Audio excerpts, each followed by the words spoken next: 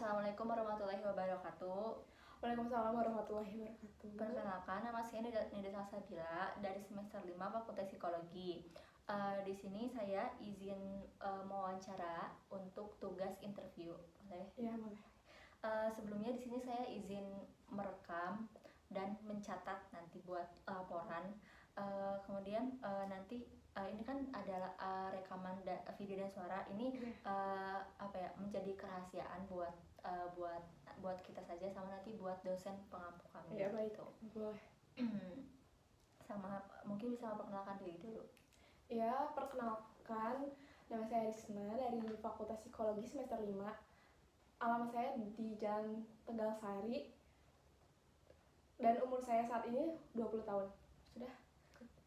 Oke, kan semester 5 ya. Sekarang sedang mengikuti organisasi atau tidak? Ikut. Organisasi apa? Boleh disebutkan? Boleh. Boleh disebutkan. Oh, baik. Saya ini sekarang sedang menjalankan di DPM periode 2022 sampai 2023. Sebagai apa di situ? Sebagai bendahara. Ikut UKM atau tidak? Tidak. Berarti organisasi saja ya, DPM. Oke, tadi kan ikut organisasi DPM ya. Iya. Mungkin bisa diceritakan sedikit DPM itu apa? Organisasi apa? Jadi saya itu mengikuti DPM di Fakultas Psikologi ya. Jadi DPM itu sebenarnya sih kerjanya tuh lebih ke memantau program kerjanya BEM gitu ya. Dan paling kita tuh seringnya tuh mengikuti sidang-sidang gitu yang diadakan oleh DPMU atau enggak sama BEMU gitu. Tapi kita juga lebih mendengarkan aspirasi atau keluhan dari mahasiswa gitu tersebut. Biar kita langsung salurkan ke DPMU dan ke UNIF. Sebelumnya berarti langsung ikut DPM atau sebelumnya pernah ikut organisasi lain? Sebelumnya ikut BEM. Oh, ikut BEM terus dari BEM ke DPM ya. Oke. Mungkin bisa bingung. Kan di satu organisasi itu kan pasti ada, maksudnya kita banyak orang ya, maksudnya ada berbeda-beda kepala gitu. Mungkin bisa diceritain gimana misalnya kamu tuh ngadepin kalau misalnya ada yang mengkritik kamu, bahkan mungkin menentang cara kerja kamu, cara kerja kamu, ya bagaimana kamu menghadapinya gitu. Kalau misalnya ada yang mengkritik kamu atau menentang cara kerja kamu gitu. Ya baik. Sebenarnya waktu itu tuh saya pernah mengalami hal tersebut ya, tapi saya tidak akan menyebutkan organisasinya apa secara spesifik. Jadi intinya tuh ketika di suatu event, nah saya tuh masuk ke divisi itu. Nah tiba-tiba tuh setelah saya memaparkan hasil kinerja saya nih, progres divisi itu sendiri. Namun setelah itu sudah berjalan tuh, justru setelah beres tuh baru terdapat kritikan dan saran lebih tepatnya dari yang lain gitu loh. Tapi secara pribadi saya terima-terima aja sih, meskipun kayak agak ada rasa tuh kayak kenapa tidak dari kemarin-kemarin tidak gitu. dari awal pas ya, kenapa nggak dari awal dikasih taunya, kenapa pas udah jadi udah beres baru dikritik. Jadinya kita mulai dari awal lagi kan. Nah tapi ya udahlah nggak apa-apa, itu sebagai pembelajaran ya. Mungkin apa yang sudah kita lakukan tuh belum bisa menjadi yang apa yang diharapkan gitu. Berarti Anda menghadapinya kayak ya udah gitu, maksudnya lebih ke sabar gitu ya. Iya. Ya udah. Lebih ke sabar sama lebih ke kayak introspeksi diri lah. Mungkin apa yang kita udah kerjakan tuh belum sesuai, belum baik menurut mereka gitu. Iya. Lalu kan di organisasi itu kan nggak semua orang bisa menerima kita ya, entah dari pribadi kita atau mungkin cara kerja kita di organisasi. Mungkin bisa ceritain pengalaman Anda saat mendapatkan penolakan atau penolakan atau kritik dari orang lain, maksudnya respon yang kamu berikan gitu. Semua aja ya. Iya. Jadi sebenarnya sih secara pribadi ya, aku tuh orangnya nggak yang terlalu memikirkan gitu sebenarnya. Apalagi kalau dalam diri misalnya ada di dalam satu organisasi itu ada yang nggak suka sama aku, ya pasti jelas ada sih, nggak semua orang suka sama kita. ya mungkin aku tuh lebih ke kayak jadikan itu sebagai introspeksi diri, kayak misalnya ada yang ngomongin aku sombong atau kerjanya kurang benar, ya mungkin dijadiin pembelajaran buat kedepannya aku bisa lebih baik lagi, tapi nggak usah dimasukin ke hati dan nggak usah nggak usah berlarut-larut lah gitu. Jadinya kan kita tuh jadi overthinking gitu mikirnya kalau kayak gitu. Oh, berarti lebih ke ya udah introspeksi, nggak dipikirin banget ya. Tapi maksudnya pernah nggak kayak ngalamin kayak bener kamu tuh merasakan penolakan itu dari orang-orang gitu tuh? Pernah. Berarti gimana? Ya bener sih, waktu awal-awal tuh pas awal aku masuk organisasi tuh sempat ada kayak penolakan, kayak ini kok bisa keterima, kayak gini, orang kayak gini bisa keterima.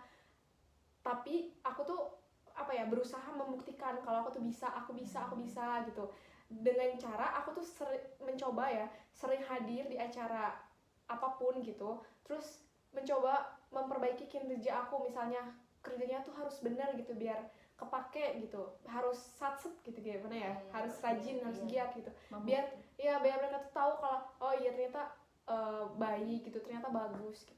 Kamu buktikan lah ya, kamu kinerja kamu di organisasi bagus gitu, bisa diandalkan ya. Oke.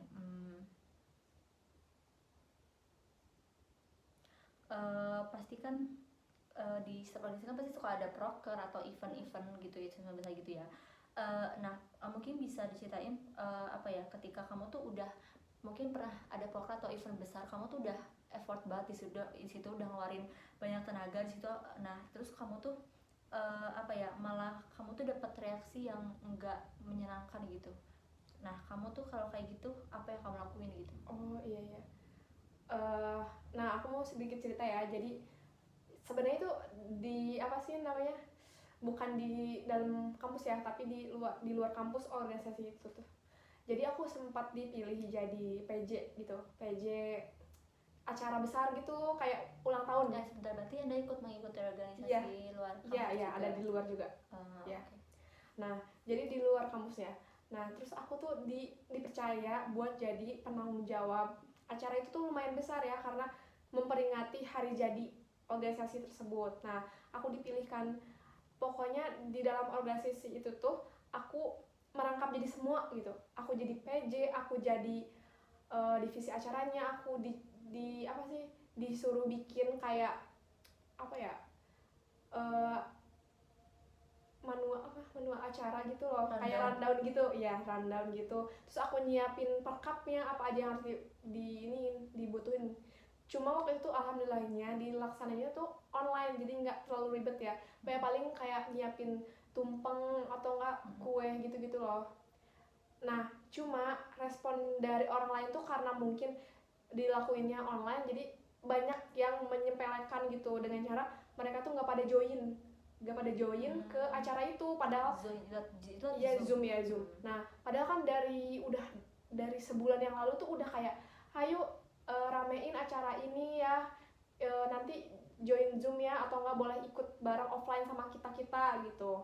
Nah, cuma pas waktu itu tuh kebetulan tuh nggak pada datang, dan yang izin tuh cuma bener-bener sedikit. Nah, dari situ tuh kayak aku tuh ngerasa kayak gagal, terus kecewa, kayak mungkin apa yang aku bikin tuh, event itu tuh jelek, jadi makanya orang lain tuh nggak pada mau ikut gitu, nggak mau ikut join, makanya jadi kayak kecewa gitu.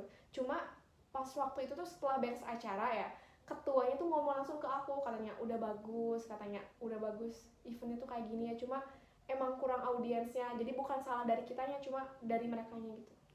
Berarti yang kamu lakuin ketika nggak dapet itu ya, misalnya tetap menjalankan event itu ya, misalnya nggak lepas tanggung jawab gitu, tetap jalannya sampai akhir gitu. Dan maksudnya emang kan sudah kasih tahu juga ya sama ketuanya kalau itu memang kurangnya audiens ya, maksudnya dari mungkin kamu sebagai PJ sama panitia udah mencoba gitu. Oh iya.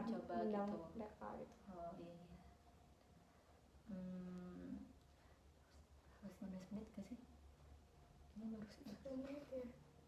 Mungkin tadi di DPM sebagai apa? Bendahara. Bendahara. Gimana kesulitan selama di organisasi tersebut, atau gimana? Kalau di DPM sih ya, emang di DPM juga sebenarnya tuh kayak kurang SDM. bendaharanya aja cuma satu kan, aku nggak ada partner gitu loh, jadi aku benar-benar sendiri gitu ngejalanin tugas aku sebagai bendahara tuh sendiri. Cuma yang aku rasa tuh di DPM tuh emang kekeluargaannya cukup tinggi ya, jadi kayak meskipun ini tugas aku tapi banyak yang bantu gitu ya, banyak yang saling backup. backup kalau aku nggak bisa tuh, apalagi mereka tuh pada bantu gitu, kayak apa aja yang belum ini sini aku bantuin gitu. Jadi kayak bener-bener terbantu meskipun aku nggak punya partner, tapi ya ada mereka gitu.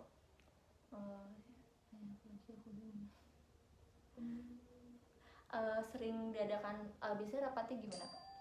Kalau rapat tuh DPM tuh seringnya online sih. Online Iya. ya. Kalaupun offline tuh jarang, paling kalau mau ada proker tuh, tapi kan prokernya juga cuma 7 ya, jadi kayak emang bener-bener jarang ketemu juga sih. Tapi maksudnya berarti hebat ya, maksudnya jarang ketemu tapi kekeluargaannya maksudnya tinggi gitu. Mungkin karena semakin dikit orang semakin ini ya, Sebenarnya efektif ya. semakin efektif, iya. Oke.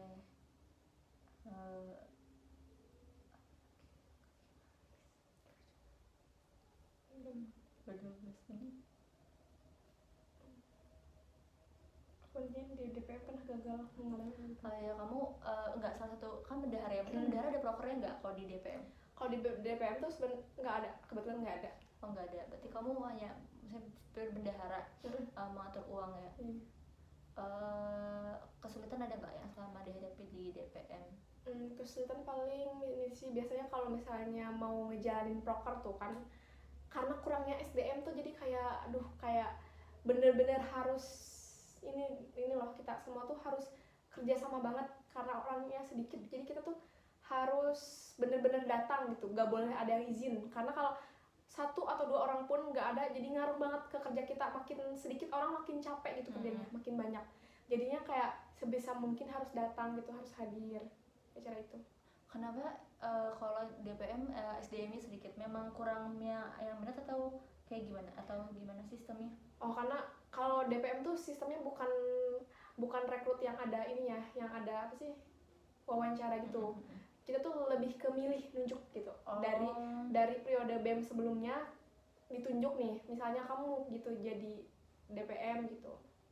Terus dengan keikhlasan hati juga, kalau kamu yang mau nanti langsung diambil gitu. Oh, berarti tidak ada nggak buka oprek ya? Iya, nggak ada. Ya. Kamu kan di DPM nggak ini nih, nggak ada proker, tapi misalnya suka berarti ikut andil juga kan dalam proker-proker lain. Kayak selama di DPM ini kayak pernah nggak ngerasa gagal atau gimana gitu, kayak misalnya kurang kayak sedih gitu, misalnya kamu nggak bisa apa ya, kurang bisa pokoknya gagal lah. Paling apa ya, sebenarnya aku bingung. Misalnya dalam proker kamu gitu, kamu kayak misalnya kamu dulu dalam proker ini kayak aku sedih, aku merasa gagal karena kayak aku kurang effort di proker ini, atau kayak aku nggak bisa maksimal. Oh iya, gitu. Sering kalau kayak gitu, sering sih, kayak emang kalau aku pribadi tuh aku jarang gitu.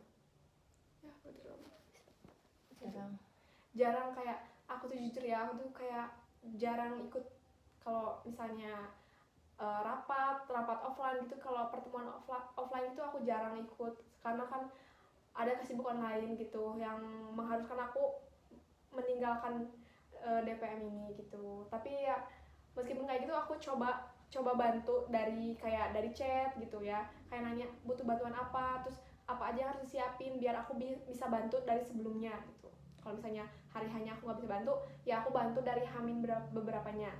Berarti tetap nggak lepas tanggung jawab ya, tetap kayak ya ada ngechat buat nanya-nanya gitu ya.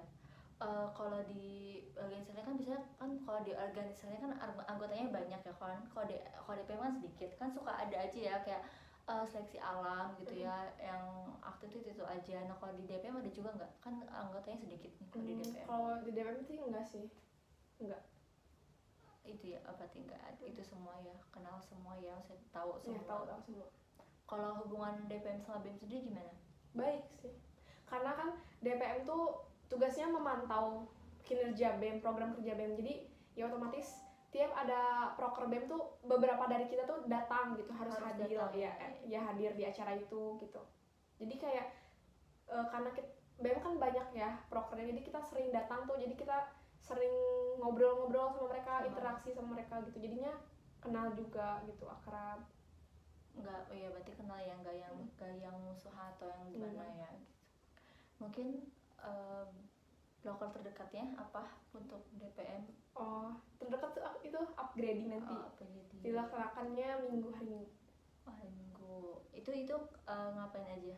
Jadi upgrading itu kayak apa ya? Usaha dari DPM tuh untuk lebih mendekatkan anak BEM sesama anak BEM gitu. Yang renggang makin dekat, yang dekat makin dekat gitu. BEM dan DPM berarti itu ya.